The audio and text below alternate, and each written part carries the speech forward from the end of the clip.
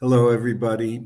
This week we begin the book of Bemidbar, and in chapter 1 comes the divine command, Su'ut Rosh Kol Adat B'nai Yisrael, the commandment to take a census. And following that, we are told that Matei Levi Lo Tifkod B'toch B'nai Yisrael, the tribe of Levi, was not included in this general census.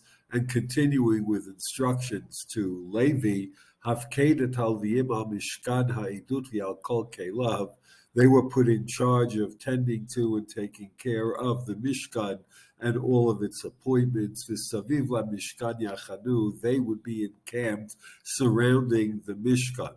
The Hazar HaKarev, Yumat, a non-Levite who came and approached, would be put to death. V'chanu b'nei Yisrael ish al machaneu v'ish al diglo, all of the people of Israel would be encamped in their proper place according to their tribal flags. And the final pasuk of this first chapter tells us, "Vaya'asu b'nei Yisrael kechol asher tzivah Hashem et Moshe kein asu." The people of Israel did exactly in accord with what Hashem commanded to Moshe, thus they did. Two questions immediately arise. Number one, what is it that Bnei Yisrael did? And number two, why are we told twice that they did in accordance with the commandment? It says, Vaya'asu Bnei Yisrael kechol asher tzivah Hashem et Moshe, and then it has to repeat, Kein asu, thus they did in accordance with what Moshe had been commanded. What is it that Bnei Yisrael did? Is it the census? Bnei Yisrael didn't do anything. The commandment came to Moshe Rabbeinu, and he was told, Ata v'Aharon v'itchem yiyu ish ish l'mateh. The ones responsible for the census were not Bnei Yisrael at large. It was Moshe, his brother Aaron, and a representative from each of the shvatim of the tribes.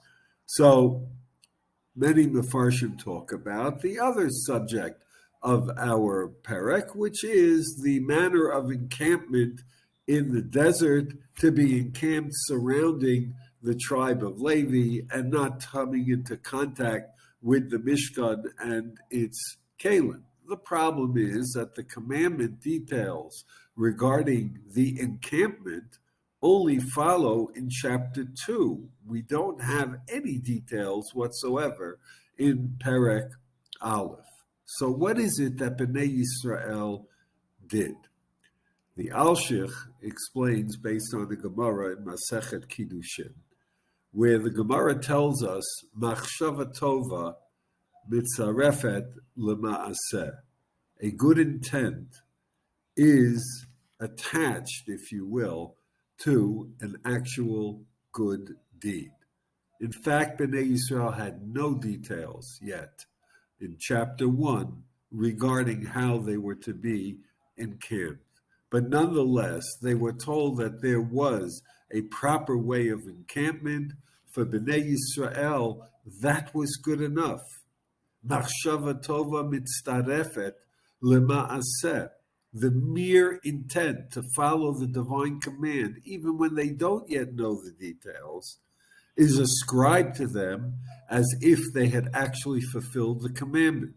And therefore we are told they did in accordance with God's command to Moshe, in essence, twice in the pasuk. Vayasu b'nei Yisrael kechol asher tzivah Hashem et Moshe. They intended to fully comport in accordance with the divine commandment to Moshe. Kein asu, and then later on, in fact, that's exactly what they did.